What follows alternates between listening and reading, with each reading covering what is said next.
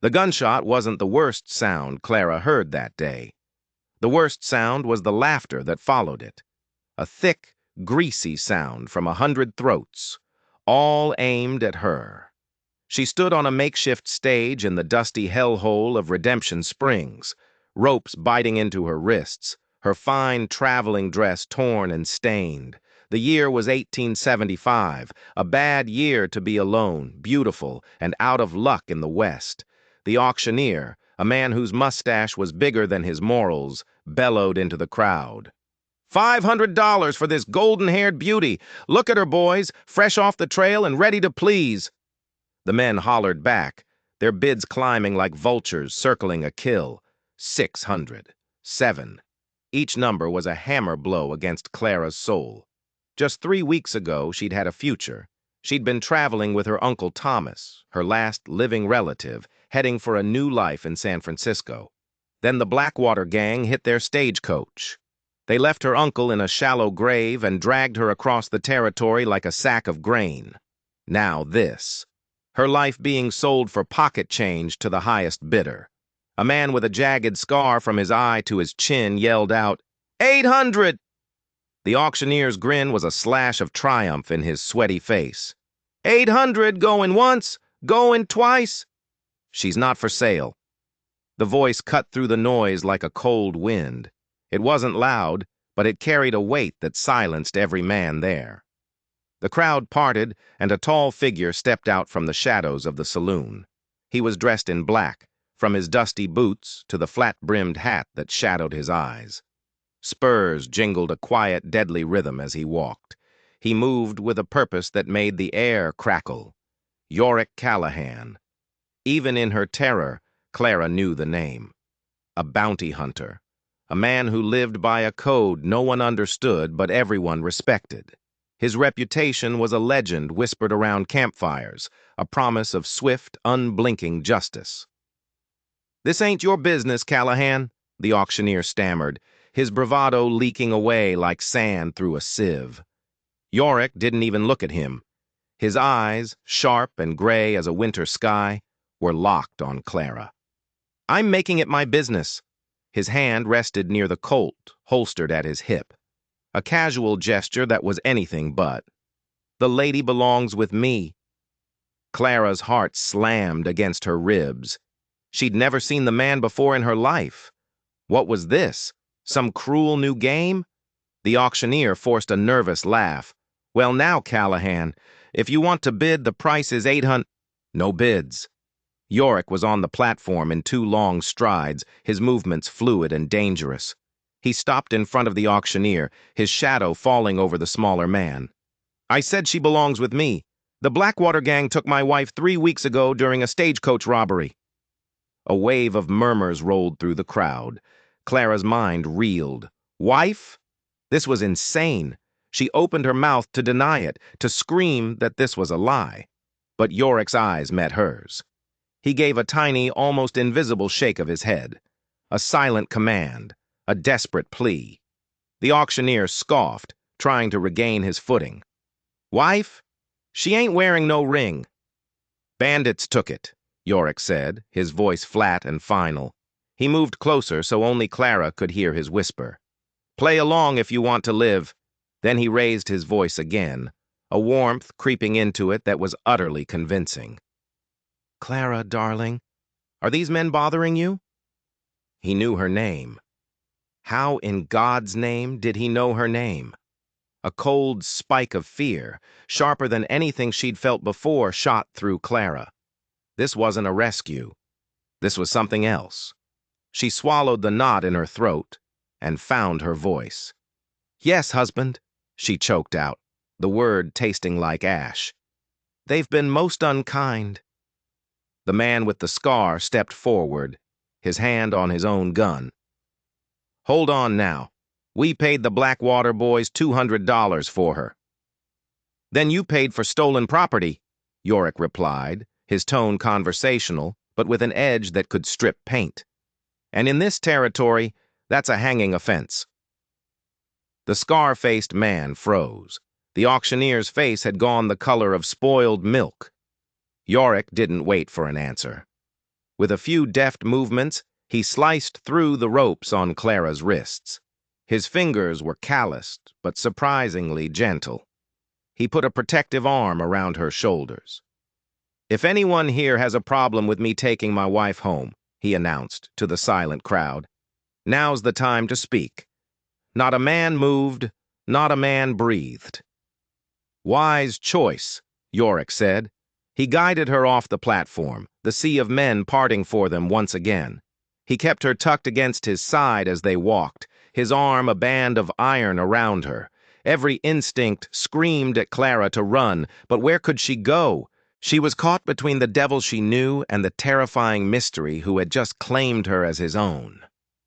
"Keep walking," he murmured, his voice low. "Don't look back. Horses at the livery." "Why?" she finally whispered, the question tearing from her throat. "Why are you doing this?" He didn't answer until the dusty street was behind them, and the relative quiet of the livery stable surrounded them. A massive black stallion stood saddled and waiting, as if it knew its master's business was done. "Because no one should be sold like an animal," he said, turning to face her. The intensity in his eyes was staggering. "And because I've been hunting the Blackwater gang for 6 months." "They killed my uncle," Clara said, the words coming out small and broken. "3 weeks ago." A flicker of something. Was it recognition? Pain? Crossed Yorick's face. "I know. I'm sorry for your loss, Miss Summers." There it was again. Her name. He said it like he had a right to it. "How do you know who I am?" He pulled the saddle straps tight, his movements efficient, practiced. "I found their last camp. They'd moved on, but they left things behind. Letters. Papers from your uncle's luggage." He turned and offered her a hand up onto the stallion. "Your name was on them. Now we need to ride. Those men won't stay scared forever." But Clara hesitated. It was too neat, too simple. A bounty hunter just happens to be in town, just happens to find letters with her name, just happens to need a reason to get her away from an auction. "What letters?" she pressed. "What did they say?" Yorick's jaw tightened. "They said enough to know you were in trouble. Now get on the horse, Clara." He used her first name, and the sound of it from this stranger's lips sent a shiver down her spine. This wasn't just a rescue. He wanted something. Every instinct she had told her he wasn't just a bounty hunter after the Blackwater gang. He was after something else, something that had to do with her. She took his hand, because what other choice did she have? He swung up behind her, his body a wall of heat against her back. "Where are we going?" she asked, as the stallion surged out of the livery, leaving Redemption Springs to fester in its own dust. "Somewhere safe," was all he said. But as they rode into the setting sun, Clara knew one thing for certain. She hadn't been rescued. She had just been stolen by a different kind of monster, one whose motives were hidden behind a handsome face and a code of so-called justice. And she was riding with him into a wilderness far more dangerous than the one she had just left behind. The desert night fell like a shroud, cold and vast. Yoro rode with an unnerving confidence, guiding the stallion off the main trail into a labyrinth of canyons and rock formations that looked the same to Clara's exhausted eyes. They hadn't spoken a word in hours.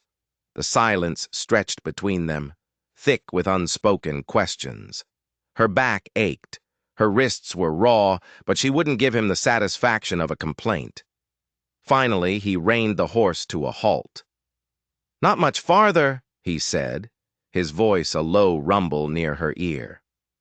Ahead, tucked against the base of a towering cliff, was a small, dark shape. A cabin. It seemed to appear out of nowhere, a secret kept by the unforgiving land. "You're home?" she asked as he helped her dismount. Her legs, unused to riding, nearly gave out. "One of them," he said, his hand steadying her arm. "I keep a few places. Safer that way." Safer from who? The thought was a cold stone in her stomach. The cabin was sparse but clean, a stone fireplace, a rough table, a single bed. He lit a lantern, and the small space filled with a warm, dancing light that did nothing to ease the chill inside her. "You can take the bed," he said, not looking at her. "I'll sleep by the fire." She stood awkwardly, feeling the weight of his unasked questions, of his hidden agenda. He seemed to read her mind. "There's a creek out back, and some spare clothes in that trunk. They'll be a better fit than that." He gestured to her ruined dress. He was right. She felt like a ghost in a life that was no longer hers. "Thank you," she said, her voice barely a whisper, for everything." He finally turned to look at her, his gray eyes pinning her in place. "I don't need thanks," he said. "I need information. Tell me everything you remember about the Blackwater gang. Every face, every voice, every habit. That's your payment."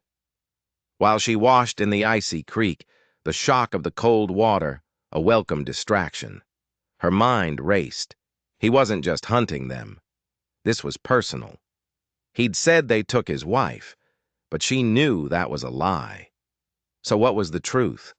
She returned to the cabin wearing a man's shirt and trousers that were far too big, her damp hair hanging down her back. The smell of coffee and beans filled the air. He had a simple meal laid out on the table. She sat down, her stomach growling in protest. They ate in silence, the only sounds the clinking of spoons against tin plates and the crackle of the fire he'd built. She studied him in the lamplight. He was younger than he'd seemed in town, maybe late 20s. But his face was a roadmap of hardship. A thin scar ran along his jaw, another crossed the back of his hand. His life was written on his skin. "Why are you really hunting them?" she asked, the question breaking the quiet. He set his cup down. The lie about his wife had served its purpose. Now he seemed to be weighing a new one. "They killed someone important to me," he said. It had the ring of truth, but it was incomplete. A piece of a larger, darker story. "My brother," he added after a moment. "He was a stagecoach driver. They killed him 3 years ago." "I'm sorry," she said, and she meant it. But it still didn't explain the intensity of his gaze, the feeling that his quest and her tragedy were tangled together in a way he wasn't telling her. "Now, tell me about your uncle," he commanded, his voice shifting back to business. "And how you ended up on that block." She took a deep breath and told him everything, about her parents' death, about Uncle Thomas being her last hope, about their journey west. "There were 5 of them," she said, her voice trembling as she recalled the ambush. "The leader, he had a burned face." "Ezra Blackwater," Yoro supplied, his jaw tight. "They took everything," she continued. "My uncle's money belt, my mother's locket, everything. Then they argued about what to do with me. Ezra said I was worth more alive." Yoro's knuckles were white where he gripped his coffee cup. "And they dragged you with them for 3 weeks?" She nodded, the humiliation of it a fresh wound. "Then yesterday they sold me, for a few $100s, said they needed the money for a new venture." This caught his attention. His eyes sharpened. "A new venture? Did they say what it was?" Clara frowned, trying to remember. "Something about a payroll. An army payroll. They said it was the score of a lifetime, enough to get them to Mexico for good." A dark, grim smile touched Yoro's lips. It was a terrifying sight. "So that's their game." He leaned forward, the firelight catching the dangerous glint in his eyes. "Now, what happens to me?" she asked, her voice small. "You can go to San Francisco," he said. "I'll see you there safely. Or," he paused, letting the word hang in the air, "or you can help me. Help me find the men who did this to you and to my brother." "How could I help?" "You're the only one who's seen them up close and lived," he said. "You can identify them. You heard them talking. You know something that can lead me right to them." He was watching her, gauging her. He was offering her a choice. But it felt like a test, the safe path, or the path of vengeance. Her uncle was dead. Her life was in ruins. The idea of just running away felt like a betrayal. "I'll help you," she said, her voice firmer than she expected. "I want them to pay." A flicker of something that looked like respect crossed his face. "Good. We leave at first light." He stood up and moved toward the fireplace, turning his back to her. He seemed to think the conversation was over, but it wasn't. Not for her. She took a breath. "You're lying to me, Mr. Callahan." He froze, his back rigid. He didn't turn around. "What are you talking about?" "My uncle," she said, her voice gaining strength. "You didn't just find his papers. You knew him, didn't you?" The silence in the cabin was so complete, she could hear the hiss of the sap in the burning logs. He slowly turned to face her. The friendly rescuer was gone. In his place was a man with eyes as hard and cold as river stones. "Your uncle," Yoro said, his voice dangerously low, "was not the man you thought he was. He was no innocent victim, Miss Summers. He was a partner." The floor seemed to drop out from under Clara. "A partner? What are you talking about?" "He was partners with Ezra Blackwater," Yoro said, each word a stone dropped into a deep well. "The payroll thereafter? It was your uncle's idea. He planned the whole thing. He was supposed to meet them after they robbed the army transport. He was going to fence the money for a cut. It was impossible. A lie. Uncle Thomas was a good man, a respected man." "You're wrong," she whispered. "He'd never, wouldn't he?" Yoro took a step closer. "Did you ever wonder where he got the money for your trip? For your new life? After his business failed back east?" Clara's mind flashed back to the past few months. Her uncle had been secretive, receiving strange visitors at night, taking trips he couldn't explain. He'd suddenly had money again, money he'd claimed was from a lucky investment.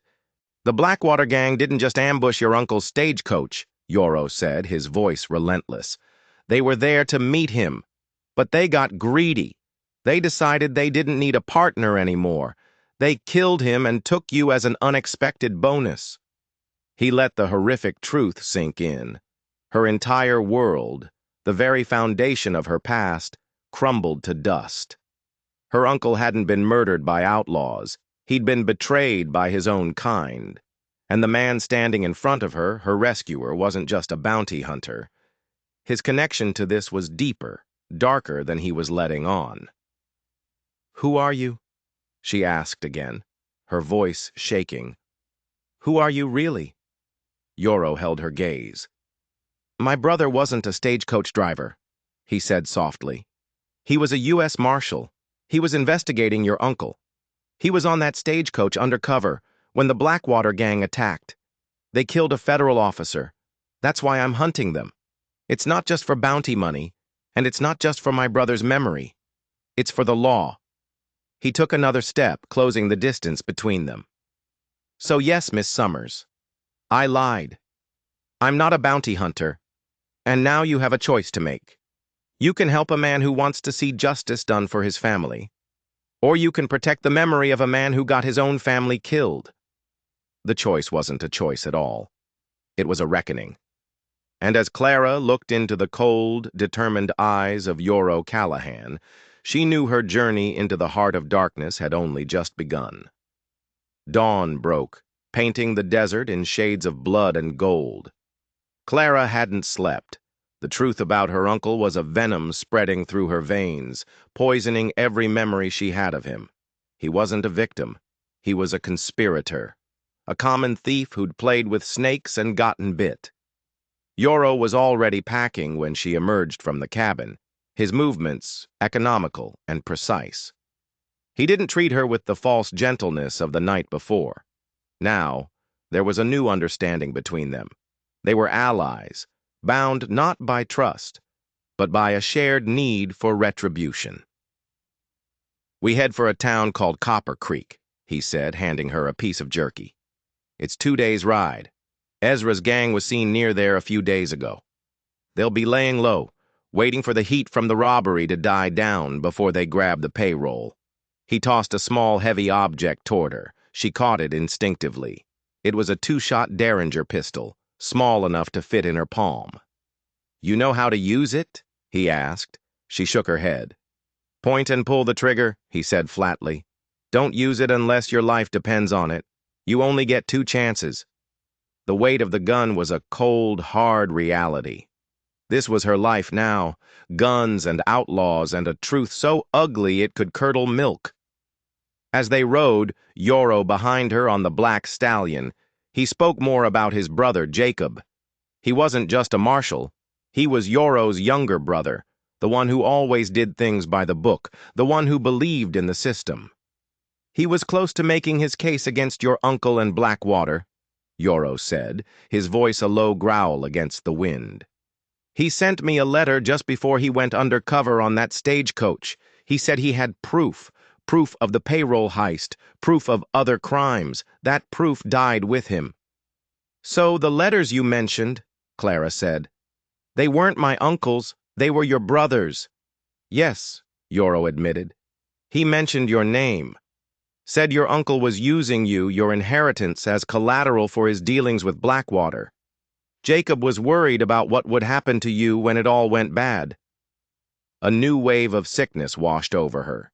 She hadn't just been a passenger, she'd been a pawn, a piece of property in her uncle's despicable game long before she ever ended up on that auction block. They rode in silence for hours, the sun beating down on them. Around midday, Yoro suddenly tensed. "Rider's coming," he said, his hand moving to his Colt. He steered the stallion off the trail into the cover of a rocky outcropping. 2 men on horseback appeared, riding hard. They weren't lawmen. They were trail-worn and mean-looking, their eyes constantly scanning the landscape. As they passed, Clara sucked in a sharp breath. One of them was the man with the scar from the auction. "They're looking for us," she whispered. "Looking for you," Yoro corrected. "Word travels fast. They're not happy about losing their $800 investment." He waited until the riders were long gone before they continued. "This complicates things. We can't go straight to Copper Creek. They'll be watching the main roads." He changed their course, heading deeper into the Badlands, a harsh, unforgiving landscape of canyons and mesas. The ride was harder, slower. The silence between them returned, but now it was filled with the ghosts of their dead relatives and the shadow of the men hunting them. That night, they made a cold camp, with no fire to give away their position. As they chewed on dry jerky, huddled together for warmth against the plunging desert temperature, Clara found herself studying Yoro's face in the moonlight. He was a man carved from stone, driven by a single purpose. "What happens when we find them?" she asked. "I take them in," he said simply. "Ezra, his brother Salas, all of them. They'll stand trial for what they did to my brother." "And what about my uncle's part in it?" She had to know. "The world doesn't need to know that," Yoro said, and for the first time, she saw a flicker of something other than iron in his gaze. "He's dead. He paid his price. Your name doesn't need to be dragged through the mud with his." It was a small mercy, but it felt enormous. A gift from a man who owed her nothing. The next day, they saw the dust cloud from miles away. A single rider, coming up fast from behind them. "It's just one," Yoro said, pulling his rifle from its scabbard. "But one can be enough." He dismounted, ordering Clara to stay on the horse. "If it goes bad, you ride. You ride for Copper Creek and you don't look back. Find a man named Eugene at the livery. Tell him Yoro sent you." He found a position behind a cluster of boulders, resting the rifle barrel on a rock, taking aim. Clara's heart hammered in her chest. The rider grew closer, a lone figure in the vast emptiness. He wasn't pushing his horse hard, just a steady, ground-eating lope. He didn't look like an outlaw. He was older, with a graying beard, and he was leading a spare horse. As he drew near their position, he suddenly reined in his mount, He raised a hand, palm open, a sign of peace. "Callahan!" the man shouted, his voice echoing in the quiet air. "I know you're out there. Eugene sent me. I've got a message." Yoro didn't move. He didn't lower his rifle. "Step down and approach on foot," he yelled back. The man dismounted and walked slowly forward, his hands raised where Yoro could see them. He stopped about 50 feet away. "What's the message?" Yoro called. "It's about the Blackwater gang," the man shouted. "They're not waiting. They hit the Army transport yesterday, a day early." Yoro stiffened. Clara felt a cold dread creep over her. "How?" "Someone tipped them off. They knew the route, the number of guards, everything. They took the payroll, 20,000 in gold, and they vanished." The messenger took another step forward. "That's not the worst of it, Callahan. It wasn't just the Blackwater gang. They had help." "What help?" Yoro demanded. The man's eyes flickered toward Clara, a hint of pity in them. "The man with the scar? The men from Redemption Springs? They're all in on it together. They were never just buying a girl, they were buying a hostage, insurance." Clara felt the blood drain from her face. It was all connected. "Insurance against what?" Yoro asked, his voice tight. "Against the plan's architect," the messenger said. "They don't trust the man who planned it all, the man who was supposed to fence the gold for them." A terrible, impossible thought began to form in Clara's mind. The messenger's next words confirmed it. "They're holding her to make sure her uncle keeps his end of the bargain." The silence that followed was absolute. The sun beat down. A hawk circled in the sky. Her uncle, the man who planned it. But her uncle was dead. Yoro slowly lowered his rifle, his face a mask of disbelief. "That's not possible," he said, his voice a hoarse whisper. "Thomas Summers is dead." The messenger shook his head. "No, Marshal, he's not." He looked directly at Clara, his expression grim. "The man who died on that stagecoach. It wasn't your uncle.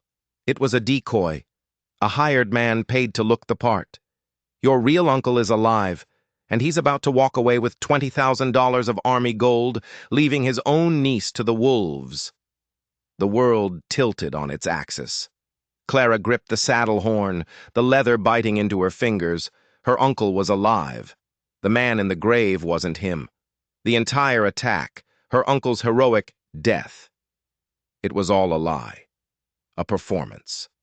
He had staged his own murder to escape justice, to disappear with the gold. And he had left her behind. He had willingly, knowingly left her to be captured, to be sold, to be used as a bargaining chip by the very monsters he'd hired. The betrayal was so absolute, so monstrous it stole the air from her lungs.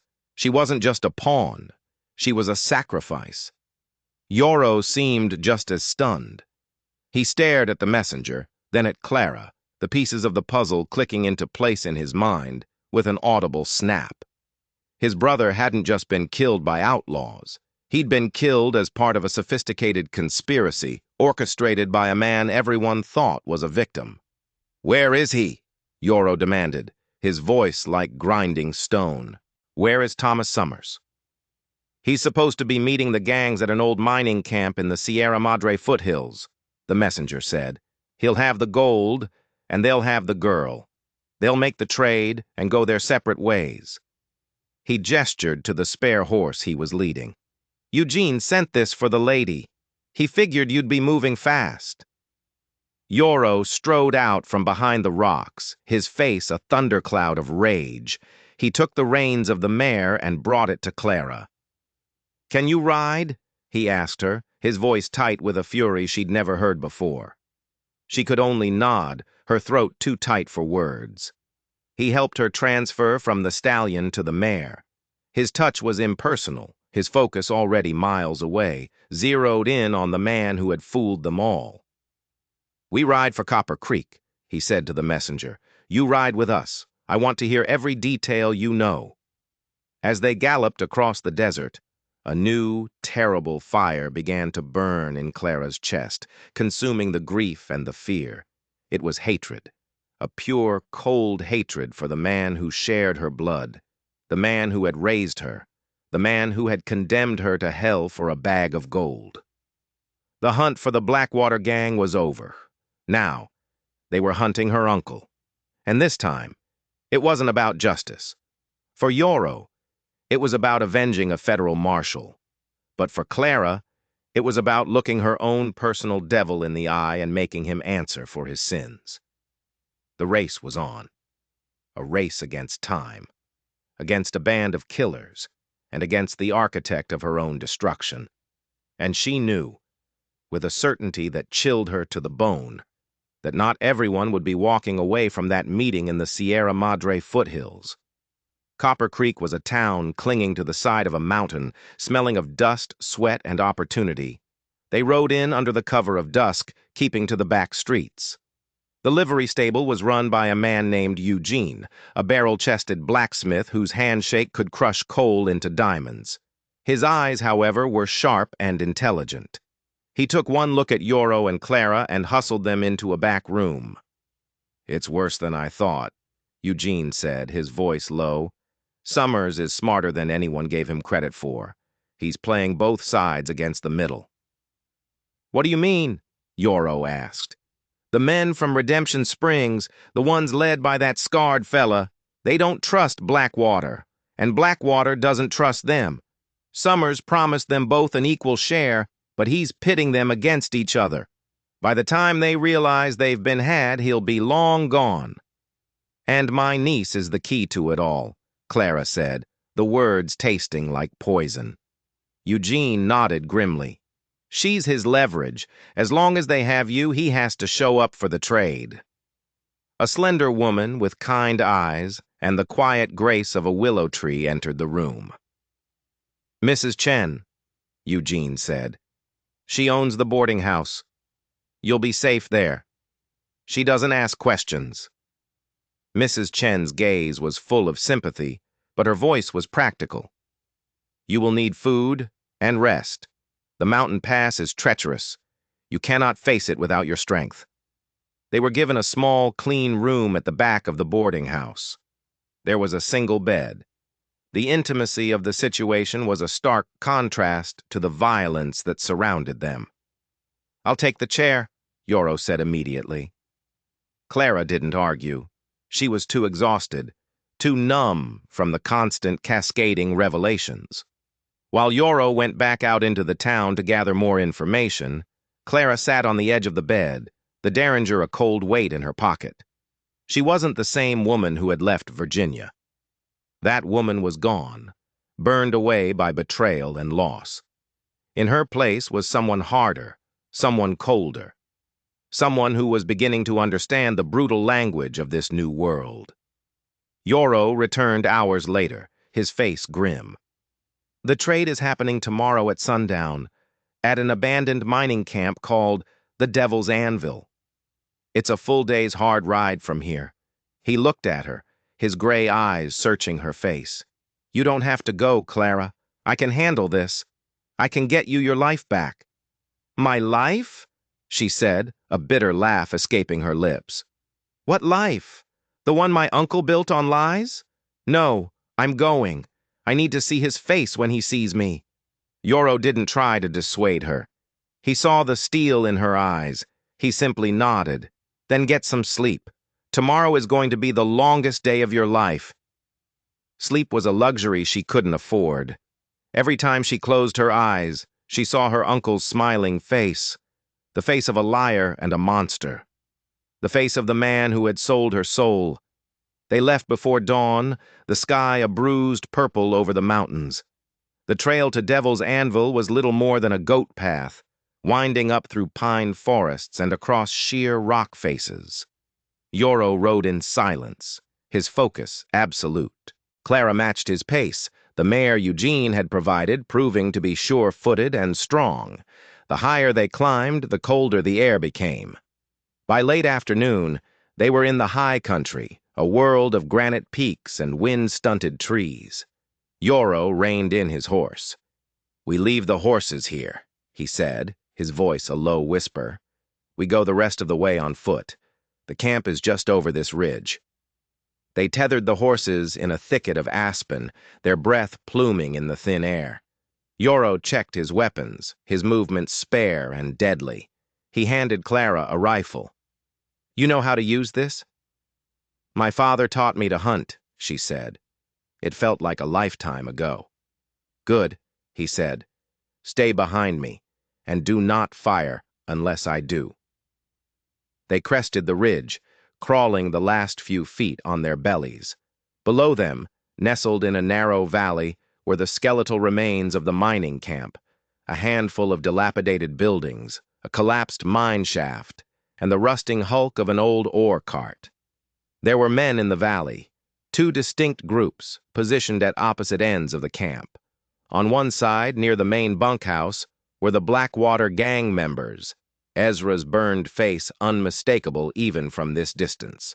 On the other side, near the old assay office, were the men from Redemption Springs, led by the man with the scar. And in the very center of the camp, tied to a wooden post, was a figure, a woman. Clara's breath caught in her throat. It wasn't her. It was another woman, with dark hair and a terrified expression. "What is this?" Clara whispered. "Who is that?" Yoro was staring intently, a frown creasing his brow. "I don't know. This is wrong.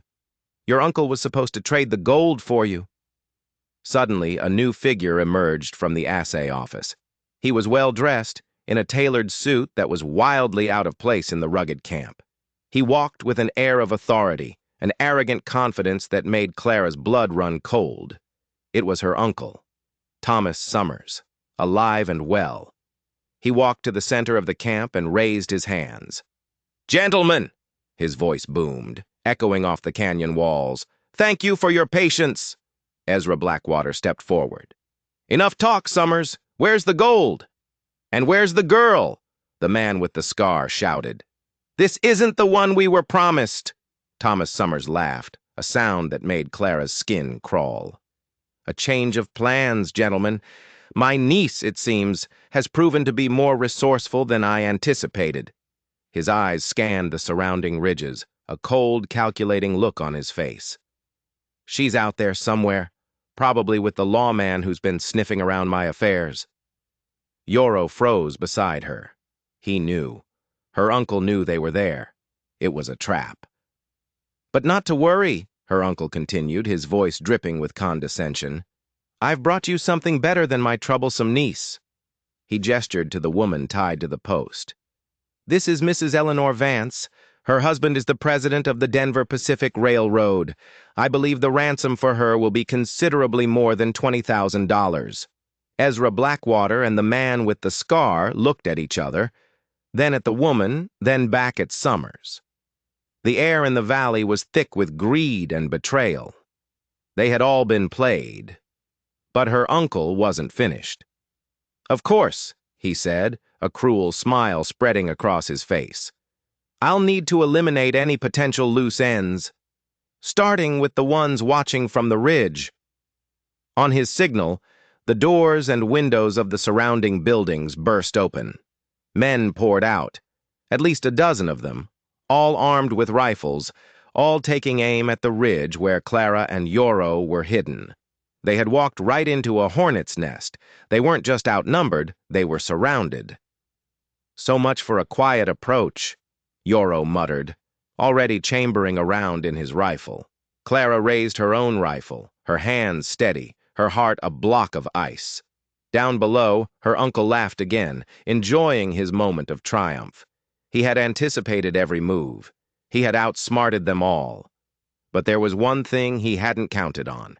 He hadn't counted on the fact that the niece he had left for dead was now looking at him through the sights of a rifle, with absolutely nothing left to lose. The world exploded in a cacophony of gunfire. Splinters of rock and dirt flew past Clara's head as her uncle's men opened fire on their position. Yoro returned fire, his shots methodical and precise. A man on a rooftop clutched his chest and tumbled to the ground. "Move!" Yoro yelled, grabbing her arm. "They have us pinned!" They scrambled backward, away from the ridge line, using the rocks for cover. Bullets whined past them, ricocheting with angry shrieks. Down in the valley, chaos had erupted. The Blackwater gang and the Redemption Springs crew, realizing they'd been set up, had turned on each other. The three-way battle her uncle had engineered was now a full-blown war. Gunsmoke filled the valley, the sounds of shouting and shooting echoing in the enclosed space. "He's using them to cover his escape," Yoro shouted over the din. "While they kill each other, he'll slip away with the railroad president's wife." Sure enough, through the smoke, Clara could see her uncle untying the terrified woman, pulling her toward the back of the assay office, where two horses stood saddled and waiting. Rage, cold and absolute, cleared Clara's mind. "No," she said, her voice a low growl. "He doesn't get away." She ignored Yoro's command to stay down. She rose from behind their cover, braced the rifle against a rock, and took aim. She wasn't aiming for her uncle. She was aiming for the tether holding his horses. The first shot missed, kicking up dust near the horses' hooves. They shied nervously. Her uncle looked up, his eyes widening in shock as he saw her. He drew a pistol and fired wildly in her direction. Clara ignored the shot. She took a breath, let it out, and squeezed the trigger again. The rope snapped. The horses, already spooked, bolted, galloping away into the chaos of the gunfight. Thomas Summers was stranded. He stared at her, his face a mask of pure fury. He had lost control of his perfect plan. Yoro grabbed her, pulling her back down behind the rocks. "That was a hell of a shot," he said, a grim smile on his face. "But now he knows exactly where we are."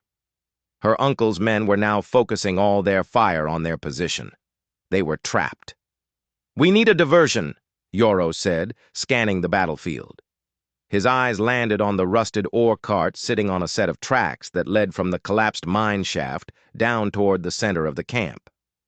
"Can you still shoot like that?" he asked her. She nodded. "Keep their heads down," he ordered. "I have an idea."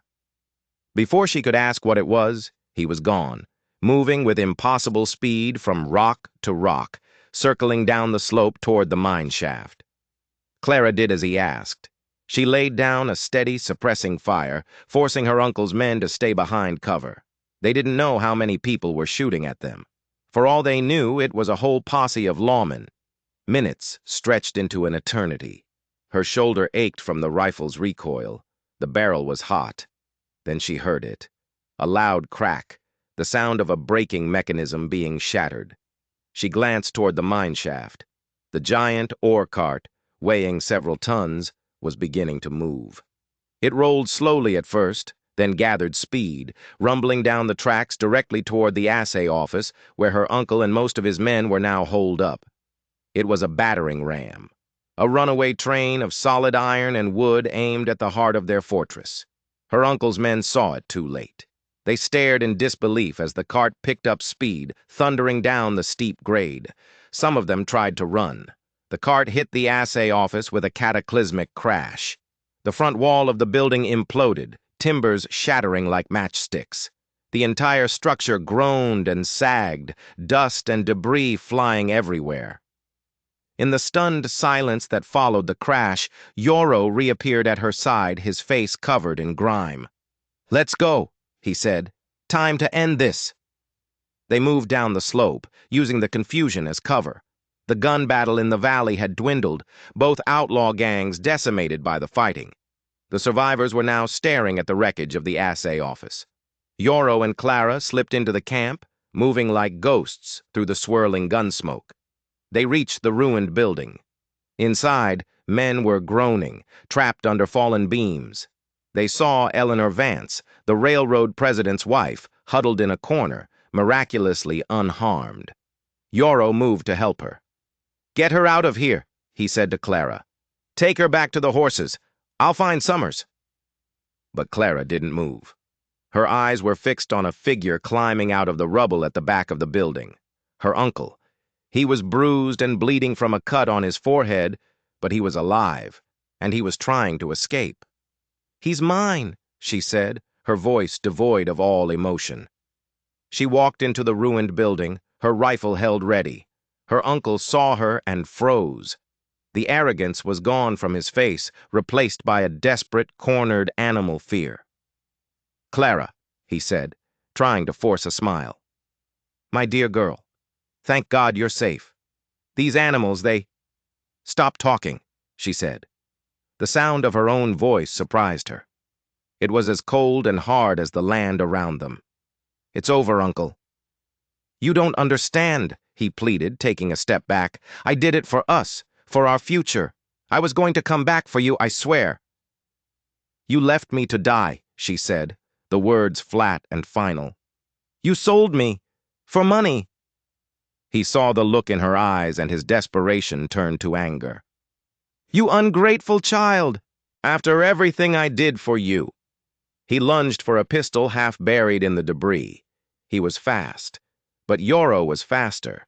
He appeared from the shadows, his Colt seeming to leap into his hand. He didn't fire. He slammed the barrel of his gun into Summers' wrist. The pistol clattered to the floor. Summers cried out in pain, clutching his broken wrist. Yoro kicked the gun away. "Thomas Summers," Yoro said, his voice quiet but carrying the weight of the law. "You're under arrest for conspiracy, robbery, and the murder of U.S. Marshal Jacob Callahan." Summers stared at him, his face ashen. "It's over," Yoro repeated. He looked at Clara, his eyes asking a question. She knew what he was asking. Did she want revenge, or did she want justice? Looking at the pathetic, broken man who was her uncle, the hatred inside her finally began to cool, replaced by a vast, empty pity. He wasn't a devil. He was just a greedy, weak man who had destroyed everything he touched. "Justice," she said, her voice clear and steady. "Let the law handle him." Yoro nodded. He pulled out a pair of handcuffs. As he clicked them onto her uncle's wrists, the last of the fighting outside died down. The survivors of the two gangs, seeing the law had arrived, were either surrendering or fleeing into the mountains. The Battle of Devil's Anvil was over. As Yoro led her uncle out of the wreckage, Thomas Summers looked at his niece one last time. There was no remorse in his eyes, only a bitter, venomous hatred. "You've ruined everything," he hissed. "No," Clara said, meeting his gaze without flinching. "You did." They walked out into the dying light of the afternoon. The valley was littered with the bodies of the fallen. Eleanor Vance was safe, waiting with the few surviving outlaws who had surrendered. It was a scene of utter carnage, born from one man's greed. Yoro secured his prisoner, and they prepared for the long ride back to civilization. As they mounted their horses, Yoro rode up beside her. "You did good, Clara," he said softly. She looked at the desolate valley, at the man who had betrayed her, and at the lawman who had saved her in more ways than one. She had faced her past. She had survived, and for the first time since her world had been torn apart, she felt a flicker of something she had thought was lost forever. Hope. The trail ahead was uncertain, but for the first time she felt ready to face it. Whatever came next, she would face it on her own terms. The journey back to Copper Creek was slow and somber. They traveled with their prisoner, Thomas Summers, and the rescued Eleanor Vance, along with the handful of captured outlaws who had survived the shootout. Summers was silent, his spirit broken, the weight of his crimes finally crushing him. Yoro was all business, a U.S. Marshal once more, his focus on getting his prisoners to justice. When they arrived in Copper Creek, they were met by a contingent of federal marshals and army soldiers. News of the captured payroll and the foiled kidnapping had spread like wildfire. Eleanor Vance's husband was there, a man whose gratitude was matched only by his wealth.